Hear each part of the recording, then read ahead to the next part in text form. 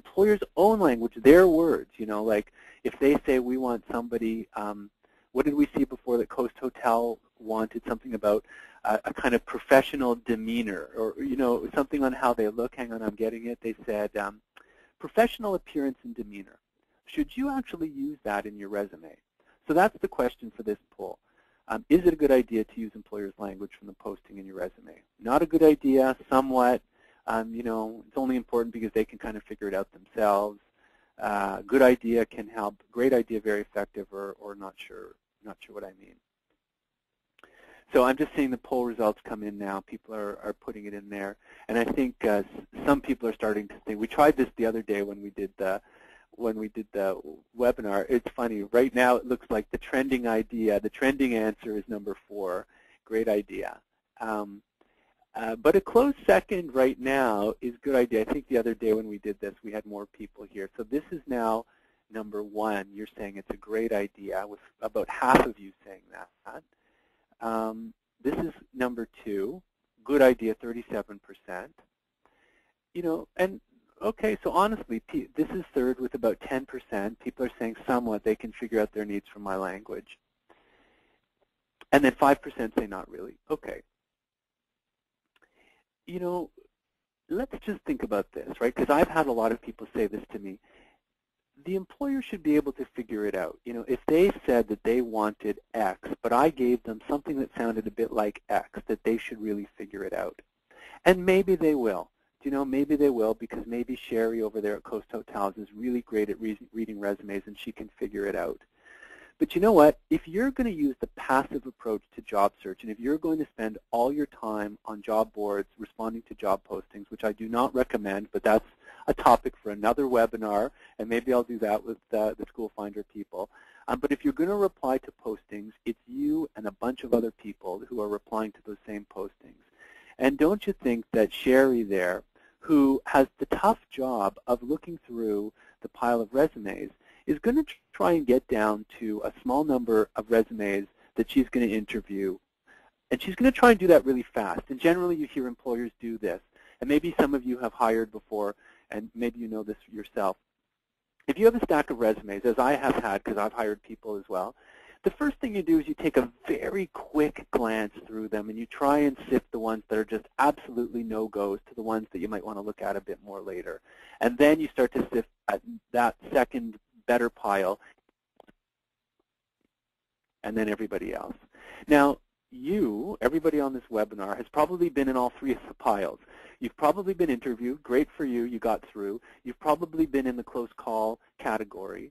But I bet you and me and everybody else, we've all suffered this fate, has gotten into that in the recycling bin in 10 seconds or less.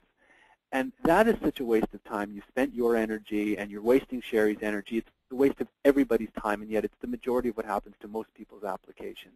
How can you stop that from happening? You can use the employer's language.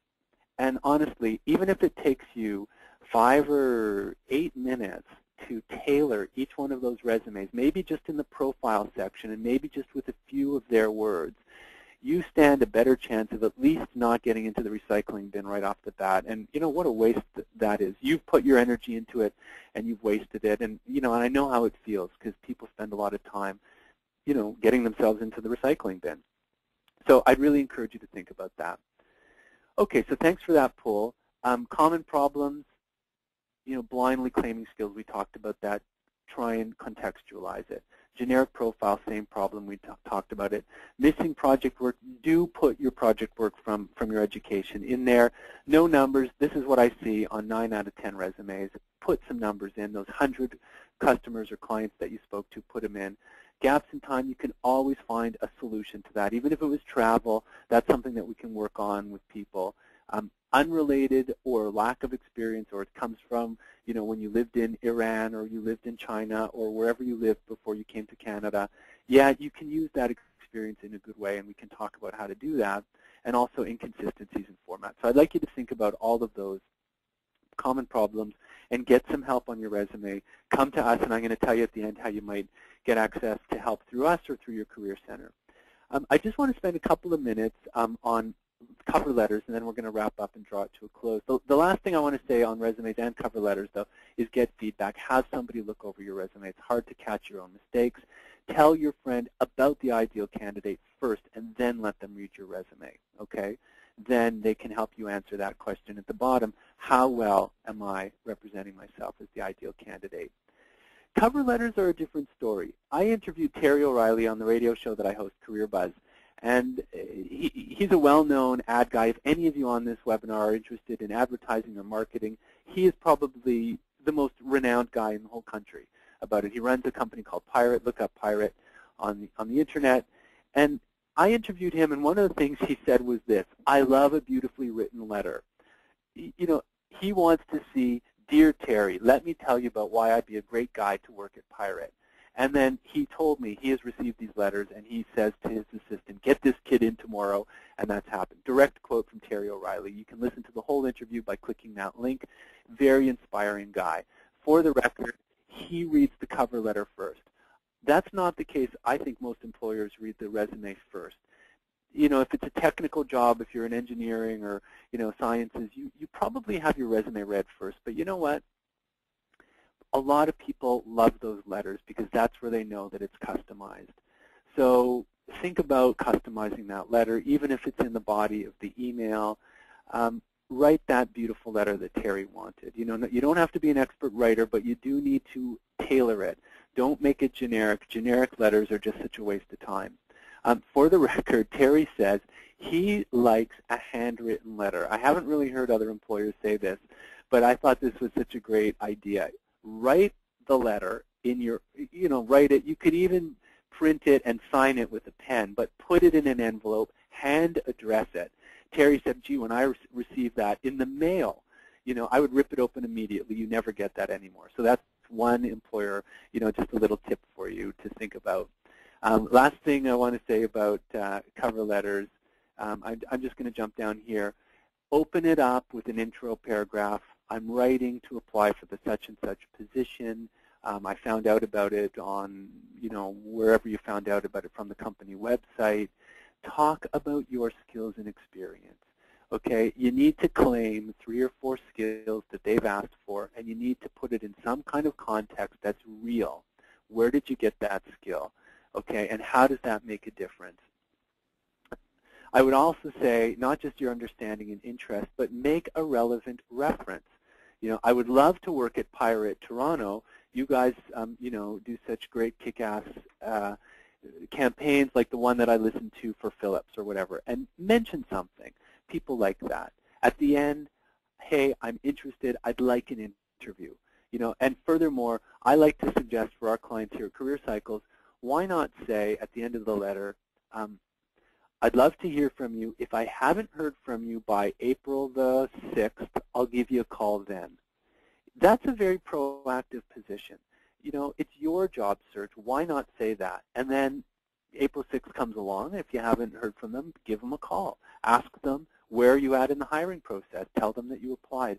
Be proactive. Don't just sit there waiting for people to respond to you, because that doesn't feel good. That's a frustrating experience. So let me pull it together at the end here just by saying there are lots of ways to apply. You can apply by email. If so, give a clear file name and a clear subject line. People fax. Sometimes they give you the fax number. Why not do both? Send it by email, send it by fax. Mail can sometimes work in your favor. Don't forget to sign the letter in pen.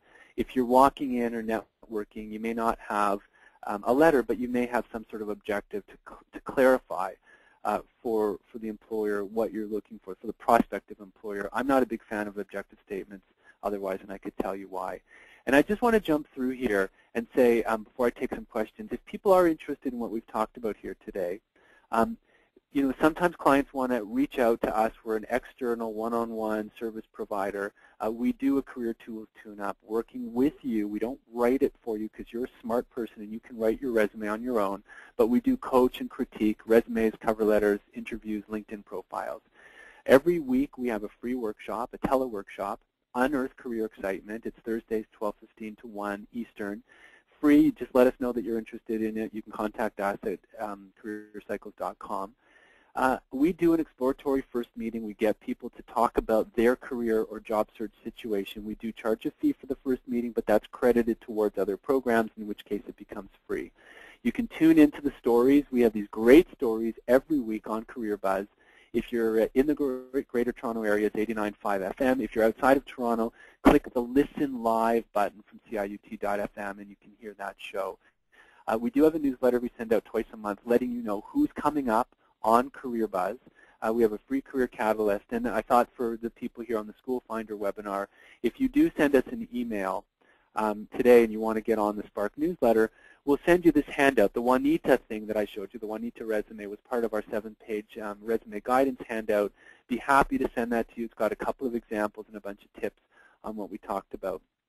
So I'd be happy to make that available to you. The email is service@careercycles.com. You'll just find that on the Contact Us page at careercycles.com.